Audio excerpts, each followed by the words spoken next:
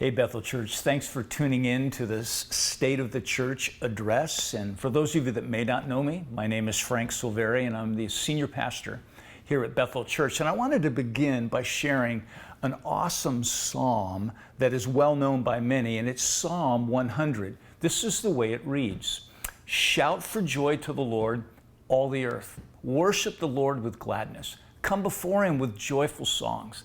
Know that the Lord is God. It is he who made us, and we are his. We are his people, the sheep of his pasture.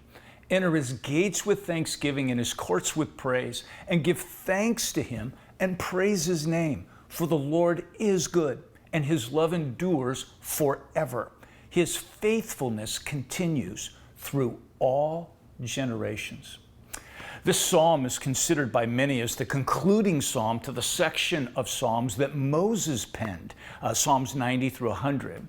And it's interesting that Moses begins this section in Psalm 90 with the sometimes grim realities of life in a broken world. He says, we finish our years with a moan. I mean, that's not exactly inspiring stuff. But Moses, like many in the scriptures, held on to hope in an all-loving, all-powerful God while navigating real struggles in our world.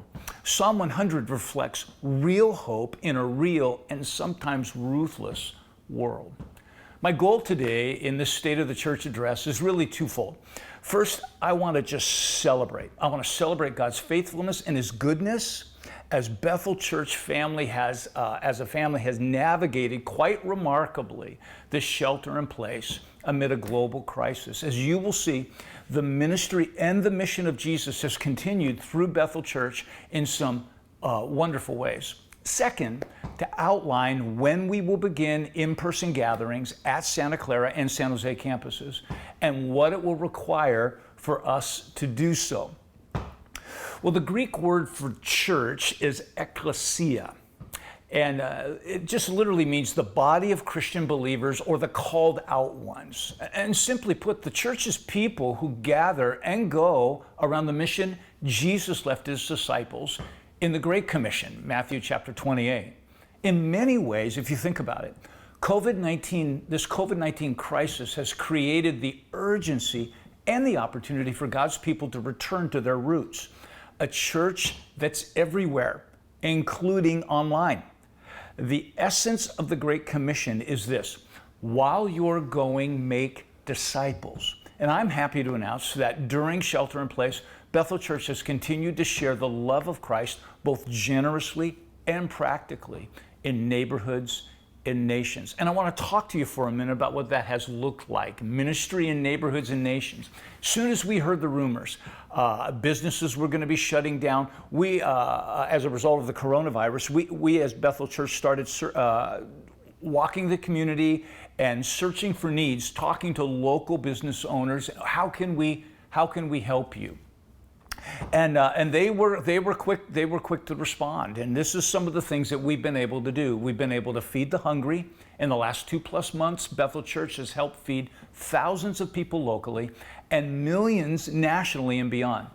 Our on-site distribution of produce and groceries was increased to 2 times a month, and more than 125 family groups, that represents about 400 people, are given groceries each distribution date. Additionally, Bethel Missions partnered with another church in our city, Cathedral Faith, and their Reaching Out ministry, and we were able to give a one-time gift of $10,000 to help feed 2,000 people that come to their food distribution site each week. Bethel donated as well $10,000 to Convoy of Hope's 10 Million Meals program to help feed families across our country that's impacted by the coronavirus. And then Bethel also gave $5,000 to City Team to help the homeless in our city. And then comes Heartbeat. Bethel Church's Heartbeat Benevolence Ministry has been able to help families that are out of work due to the coronavirus with financial assistance. Approximately $20,000 has been dispersed from our Heartbeat funds to help single moms that are out of work, families with no more money for food or for rent, and the elderly with groceries. Heartbeat has not only met family needs, it's given them hope. And I just want to say thanks for your generosity. You can give, by the way, to help those in need in these challenging times online. You can go and give to Heartbeat. You can designate a one-time gift, or you can designate a repeating gift. Let's talk for a moment about the ministry to the Bethel family and beyond. Our kids ministries. I'm so proud of the Alamans.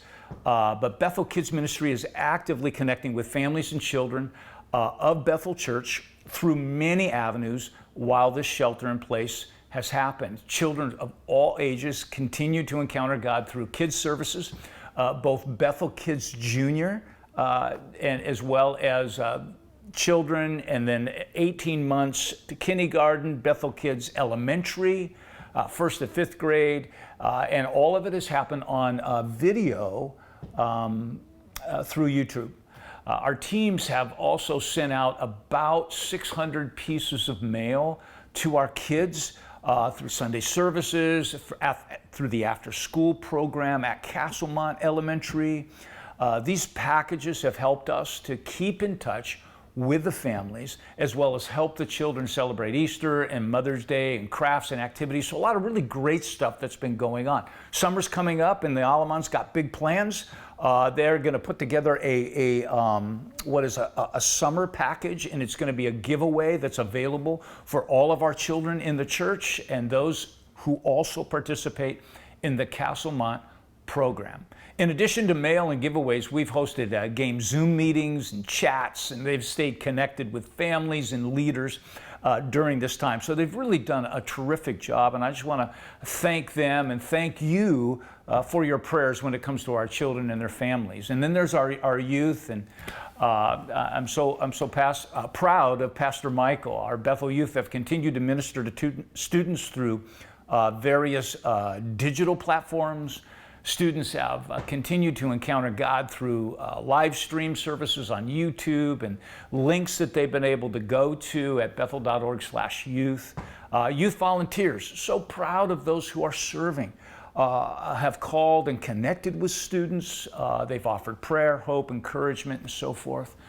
Youth life groups have helped students with studying for school. Who knew, right? That one of the biggest groups they have is actually a study hall group. So that's a good thing.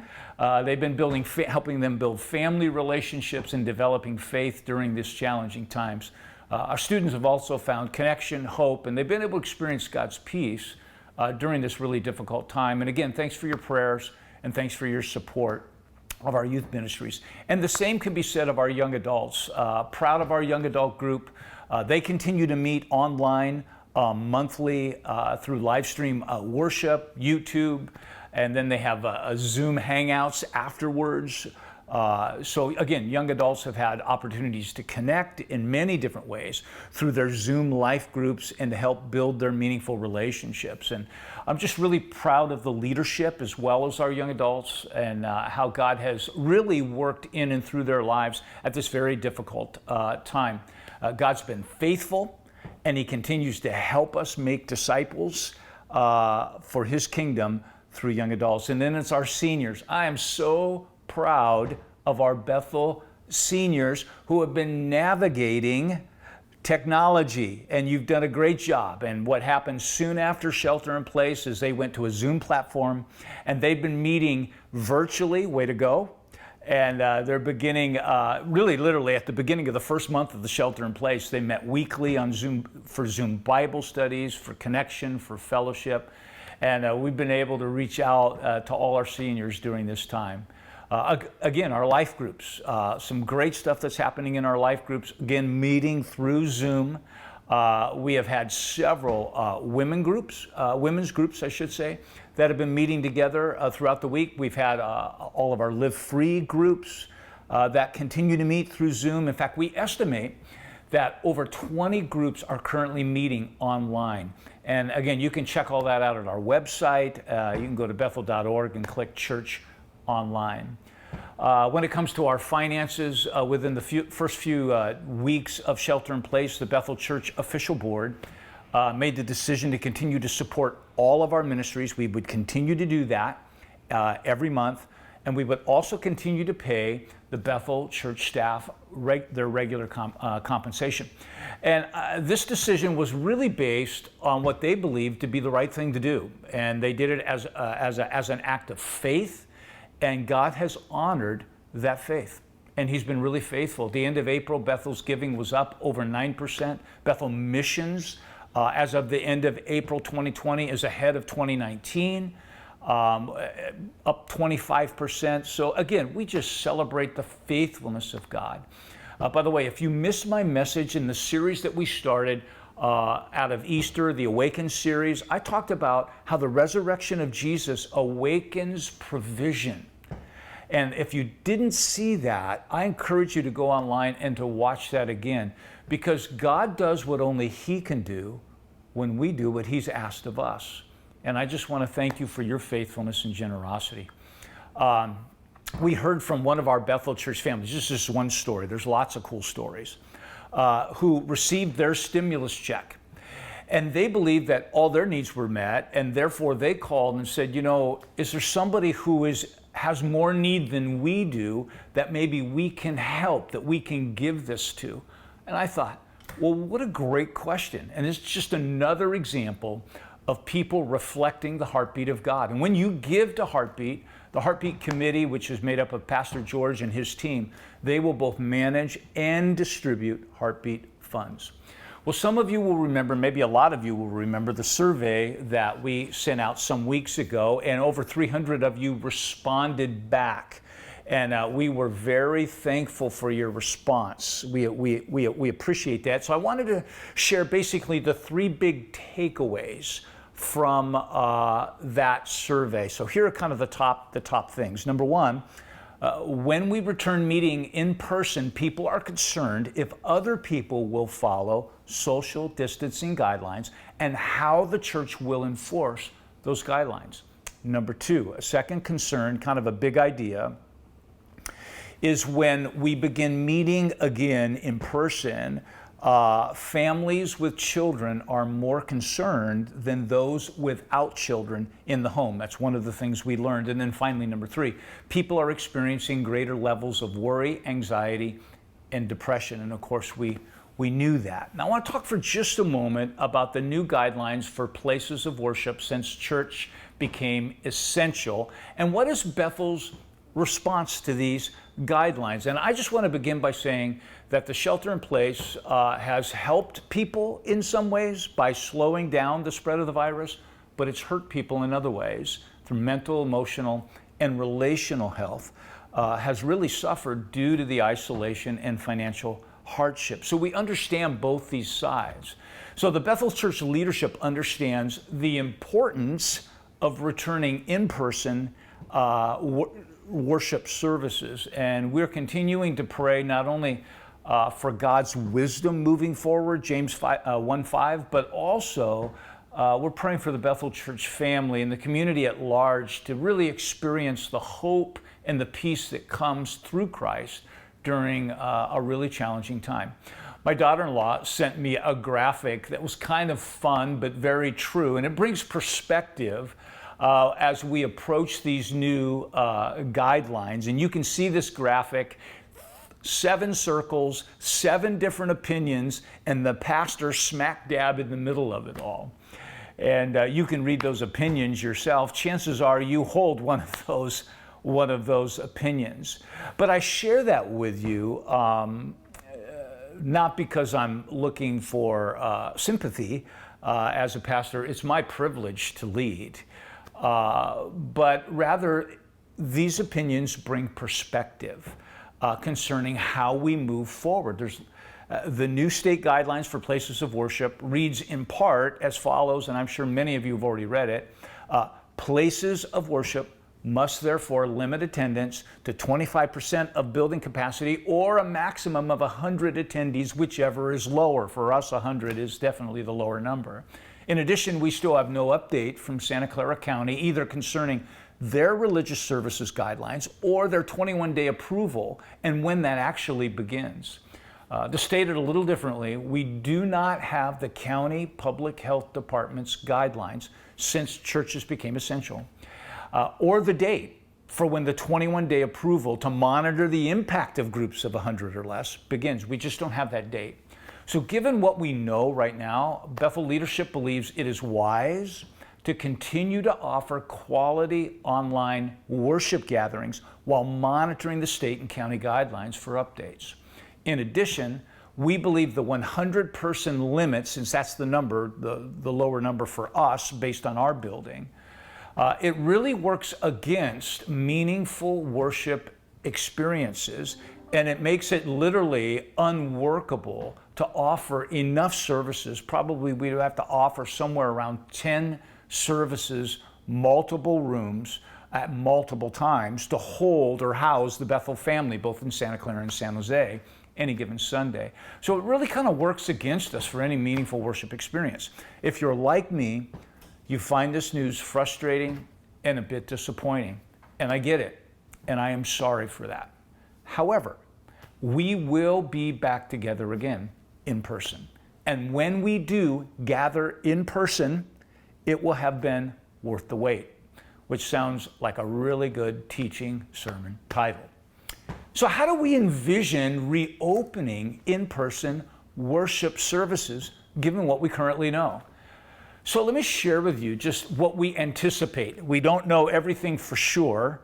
There's still a lot of unknowns, but we anticipate that it will happen in phases.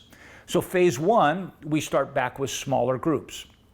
Our hope, depending on the county guidelines, which we're still waiting for, is we will begin to host groups at our building, whether it's Sunday school, men's groups, women's groups, young adults, perhaps a hybrid of life groups. And what I mean by that, maybe 2 or 3 life groups together. Can anyone say party? Okay. Phase two, we open Santa Clara and San Jose campuses for in-person worship services. Friends, this will require time and it'll require training. Here's why. This is really important. All our volunteers will require additional training as well as new training. Hospitality, security, and our new wipe down teams, something that we'll talk about at a later date, they all need to know how we're going to move people in and out of the building, how we prepare our buildings for multiple services, multiple times that are safe and welcoming. Letter B, group leaders will need to be trained on how to prepare for their groups when they come back together in person. And then finally, our in-person worship services, whether it's the sanctuary, the Life Center, other buildings, it's going to require upgraded media equipment and training in order to maintain, this is important, the quality of our online worship experience that we now offer, as well as the quality of in-person worship experiences. As I mentioned last Saturday in a brief devotional, our goal is to do our best, the best we can to create a meaningful and safe, not stressful, worship experience. We are planning now for training to begin soon. Again, we're still waiting for the county guidelines. And then finally, phase three, youth will come back, followed by kids. And we just got to thinking again, with the uncertainty surrounding schools reopening and parental concern, which is pretty high, Bethel leadership believes it's wise to wait until some of the dust clears concerning COVID-19 before we actually bring our students and our kids back to the building. We will most likely phase in our kids starting with the older, and then we'll work down to the younger. And this could happen, relatively short period of time, maybe the end of summer. We don't know, but it could be definitely longer than that. So I want to wrap up by talking about what's next. Please stay current on the important information, all important information, by checking in at www.bethel.org/health. Our FAQ page will be very helpful, the frequently asked questions page. Our facts page has outlined in detail what it could look like once we return in person. And I want to pause here for a second. This is important, again, to understand. We have detailed what it would look like in in-person worship services, and it's important to understand that the sooner we return, the greater the restrictions. And we're trying to balance those two things out, okay? So thanks again for your patience with this lengthy address. the Spirit of the Lord really continues to work through his people amid these difficult times. And we just pray for the following, and I invite you to pray with us as leadership. So first of all, number one, that through this challenging time, Bethel Church will reach more people with the gospel and help people grow in their faith in ways we haven't even experienced before. The opportunity to reach, to invite, to touch the life of another has never been easier, friends. And we are hearing great stories of people tuning into Bethel online and then discussing what's been taught and how it impacts their life. Those who do not know Jesus. These people, maybe they would have never come to an in-person service, but they're tuning in. Today is a now moment in time to reach people with God's love in unconventional ways, and we need to seize the moment. A second thing I invite you to pray with me about. Crises tend to reveal things and accelerate things in us and around us. This can be good, it can be not so good. Pray that through this difficult season, we as the Bethel family will take our faith roots deeper than ever before for the sake of Jesus' mission and the eternal destiny of people everywhere. People are open to the gospel. These are times to lean into what the Holy Spirit is saying and then take bold steps to obey. And finally, number three, please pray and prepare your hearts as we approach Father's Day, which is a great day to invite people to tune in, as well as to our new summer teaching series. Very excited about this summer teaching series. It's going to begin June 28th. I'm going to talk about values that build vision. And this will be a significant time as we unpack what God's Word teaches on the timeless values that build strong lives, strong families, and strong futures. And how those values can prepare us and propel us forward in the preferable future that God has for our lives. Ministry and missional impact must be based on values that build vision. Bethel Church family, please know that we love you and we continue to pray for the Lord's powerful presence to fill each and every one of you. For the Lord is good, remember? And his love endures forever. His faithfulness continues through all generations. Psalm 105. Aren't you glad that that is true? Thanks for tuning in. God bless.